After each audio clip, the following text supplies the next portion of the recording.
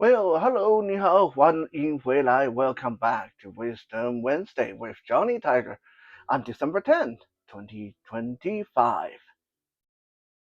Before we start, I'm going to tell you guys a little bit of a WTF real story that's going on in my life. Um, I waited for over 5 years to get a primary doctor, a family doctor. Like, I have not had a family doctor ever since COVID. My medical clinic, the one that I used to go to, uh, relocated during COVID, and I've not had a family doctor ever since. And not that I didn't want one, it just doctors are such a shortage here in Canada, not just Richmond, uh, that I think they say 2 out of every 10 people in Canada don't have a primary doctor. So anyway, back in October, I got a phone call and said, "We found you a primary doctor. Please book your first appointment so you and your doctor can get to know each other." Well, I was really, really excited, so I booked my appointment. And the day before the appointment, I got a phone call from the clinic and said, "Your doctor have to reschedule. He's sick." And so, okay, I got busy and I was kind of sick at the time too. So I did not get around to rescheduling it until a couple of days ago. I rescheduled the appointment and they said, okay, you can come into the office and see your doctor on Thursday, which is tomorrow. Today, I woke up and I got a phone call. Sorry, your doctor have to reschedule because he's not feeling good. What the heck? So I phoned them and I talked to the receptionist and I said, What's going on here?" Back in October, that he canceled the day before the appointment, said he wasn't feeling good. So what's the matter? Is he sick again? And the receptionist told me, she said, well, this doctor is kind of known for changing his mind last minute and very unpredictable like this. Would you like to see a nurse practitioner instead? I said, no, because the whole point of the appointment is for me to meet my new doctor. I don't have anything to see a nurse practitioner about. And she said, oh, well, this doctor is like that. He's very unpredictable. And I said, well, can I get a different doctor? Like, I really not having a good feeling about this. And she said, you know what? Just between you and I, we feel the same way too here at the clinic. But unfortunately, he's the only doctor we have. So, yeah, would you like a a new appointment? Ay, yay, yay, yay. After waiting for 5 years, I'm getting a doctor who is unpredictable and doesn't even care to keep up with these appointments. This is bad luck indeed. Now, speaking of luck, I believe we left off on Feng Shui or Feng Shui last week, and I promised you guys to tell you about one of the greatest battle of Feng Shui that ever graced human history. This happened in Hong Kong in the 1980s. Uh, Story have to go back to 1985 when the Bank of Hong Kong, uh, at that time HSBC, built their headquarters in near the Victoria Harbor in Hong Kong. Now, for those of you who don't know or not up to date on Cantonese feng shui and geography, the area around Victoria Harbor, also known as Jian Sha Zhui, the Shark Point, is said to be an extremely dangerous place, feng shui wise, because it is a place that harbors so much energy that it will either work for you, but most likely the energy will destroy you if you were to build there. So when the permit was given to uh, the Bank of Hong Kong to build a headquarters there, all the higher ups in the Bank of Hong Kong groaned with despair because they knew that this was a bit of a setup to give them that piece of land because this is said to be extremely bad place to build. However, never want to give up. The president of the Bank of Hong Kong hired uh, a very good architect and designer and feng shui master to design the building. And they designed the building in a couple of very interesting ways. For example, there was no entrance at the main floor. Okay, the building, the official business start from the second floor up. You do not. There's no entrance on the first floor. The first floor is just like a funnel, like a tunnel that goes straight through. This is to divert and deflect the main blunt or the main brunt of the evil or strong energy in the area, so it will not go straight into the building. From the second floor up, the building split into two sections, and the both sections form chimneys that spiral up into the top of the building. This design was made so the energy will get funneled upward and channeled in a way that it was less harmful, so the energy could be used towards bringing you good luck and good business. So, needless to say, this building was designed with one thing in mind: feng shui. It was designed for to divert the bad energy and all that stuff. Another thing that Bank of Hong Kong people did was they started planting trees all around the building, and most of these were willows. And it was said that the willow tree would deflect and nullify the incoming energy, so the energy that actually hit the building wouldn't be so strong. When the building was finally finished, the Bank of Hong Kong, to everybody's surprise, did really good business. Their stock were going up. They were bringing in a lot of big clients around the world.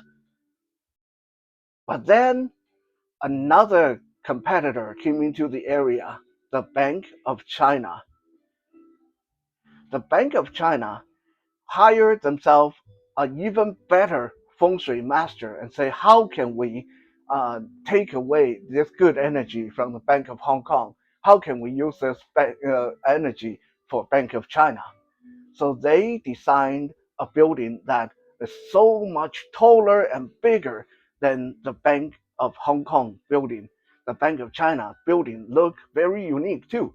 It looked very aggressive. If you guys ever look up the old photos of the Bank of China, uh, built in 1989 around the Victoria Harbor, it looked like three blades, like three sword blades pointing into the sky. And these three blades, uh, collectively and separately, individually, face one blade faces the Bank of Hong Kong, the other blade faces the police headquarters, and the third blade faces the government house of Hong Kong. These three blades were designed so the energy, especially the bad energy, would get directed into the three places: the Bank of Hong Kong, the police headquarters, and the government house. Now, if you want to say that feng shui is not true, here is the creepy part. After the completion of the Bank of China building, the three-bladed building, remember one of the blades was pointing at the government house where the governor of Hong Kong, the governor that was appointed by the British government, because Hong Kong still belonged to Britain at the time.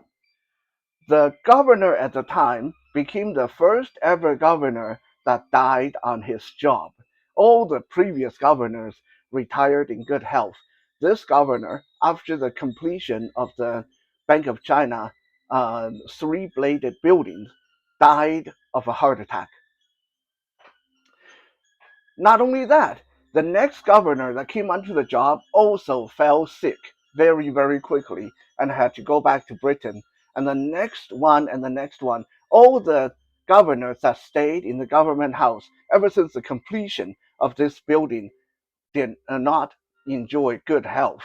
This was so spooky that in 1997, when Hong Kong went back to belong to China, and the Chinese appointed um, politician that came to live in Hong Kong was offered to stay at the government house, he quickly and very vehemently shook his head and said, "Oh no, no, no! I want to be able to live a little bit longer. I don't want to stay in that place," because even he knew about the history of the government house ever since the completion of the Bank of China building.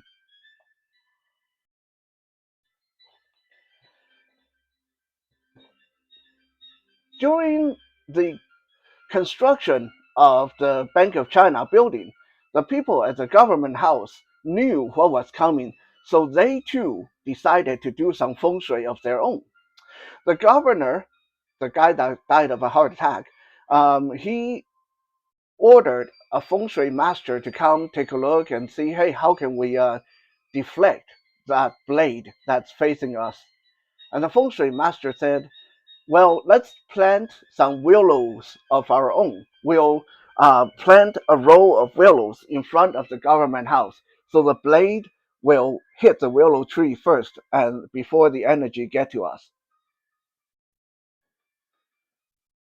So they planted a row of willows in front of the government house, and no matter how many trees they tried to plant, none of those trees would survive. Every single tree they planted would die a few months later. Creepy, huh? So, in order to defend themselves and save themselves from this Bank of China, the Bank of Hong Kong um, decided, okay, we are going to put a pair of decorative ornamental cannons on top of our building. And they had these cannons pointed at the Bank of China. The idea was, okay, you point a blade at us, we are going to point cannons back at you. And surprisingly enough, when they put in the cannons, their stock went back up, their luck improved, and their business became better than the Bank of China. And then the Bank of China put ornamental shields over their building. Like, okay, you use cannon, we'll have shields. And when they after they put the shield in, their stock went back up and their business became better than the Bank of Hong Kong. And this just went back and forth in the early 90s and late 80s until a third person stepped in. The richest person in Hong Kong, Li Jiachen, and his CK Center they built the CK Center right between the Bank of Hong Kong and Bank of China, as if saying, "Okay, you two, enough is enough. You're just bouncing this bad energy back and forth. We are going to do something to stop it." So the CK Center was built between the two bank buildings. The CK Center was designed to be lower than the Bank of China, but taller than the Bank of Hong Kong. And if you take a look at the angle of the three buildings, the tip of the blade from the Bank of China just tall enough to miss the CK center, and the CK center is high enough so the top of the building is not going to be aimed at by the cannons on top of the Bank of Hong Kong. Also, the CK Center building, rather than being square shaped like the traditional buildings, was designed to be completely round, circular on the outside. So any energy from the Bank of Hong Kong, any energy from the Bank of China would just glance off of the CK center and deflect off to the side into the water of the harbor. And it was for that that the three buildings were able to coexist, and the energy from this strong feng shui area stopped bouncing off between the Bank of Hong Kong, the Bank of China. So the CK Center basically saved the entire area.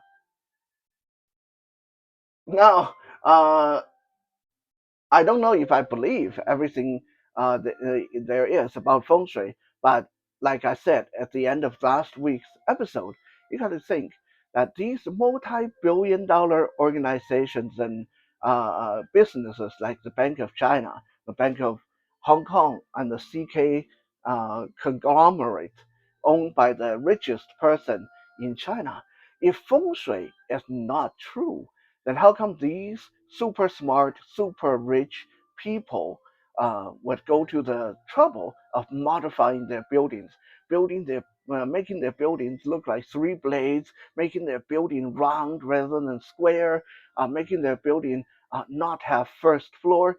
If feng shui was not true, or if there wasn't some truth to it, then why would these people go to all that trouble changing their building to deal with this bad energy? Yeah, something to think about, isn't it? Thank you for checking out today's episode. I'll be back later for more Johnny Tiger goodie. For now, 谢谢 and 再见。